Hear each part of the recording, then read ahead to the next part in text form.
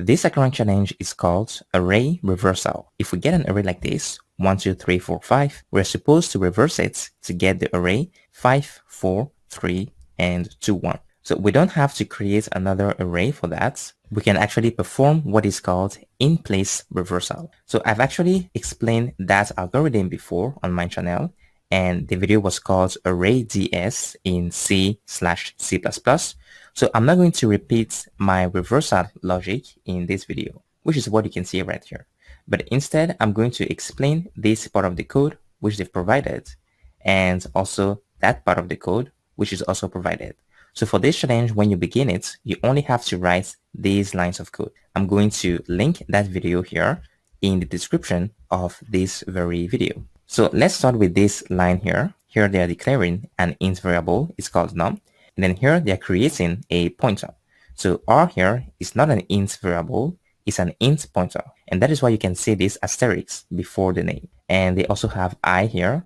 And I is a simple int variable. Now they're getting user inputs for num.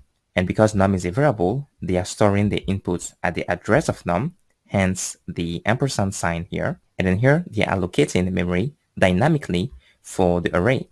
So they're using the malloc function to allocate memory, and then they are grabbing the size of an integer and multiplying that by num. So let's say that num is 5. They are getting the size of an int, which is usually 4 bytes, and they are allocating memory for 5 integers. So you have the size of an integer times num. So num here indicates the size of the array. If num is 10, then we're going to get enough memory to store 10 integers. But the malloc function can return a void pointer, so we need to cast that to an int pointer. And remember that in an array, the name of the array is a pointer to the beginning of the array.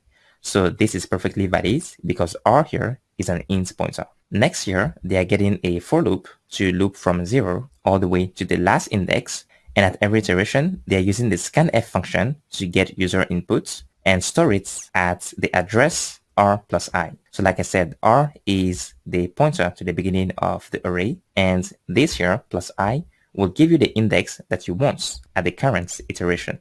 So once they've populated the array, this is where the logic is. I'm going to have a link because I don't want to repeat myself. The logic is already explained here. So once they are done, they can loop from 0 all the way to the last index of the array and use the printf function to print the values at every index. Now notice here, they are still using R plus I because they want to move index by index, but they are having this, the parentheses, and using this asterisk sign here to dereference these pointers. So this is how they can get the values and not the addresses. So this is pretty much the whole code. When they are done, they return 0 because this is part of the main function, which is an int function. So now I can run this code. The array is reversed and I can submit it. And we've passed all the test cases. So once again, this is in-place array reversal. As explained here, I'm going to link this. If you like my video and you enjoyed my solution, please subscribe to my channel, turn on your notifications, and I'll catch you next time.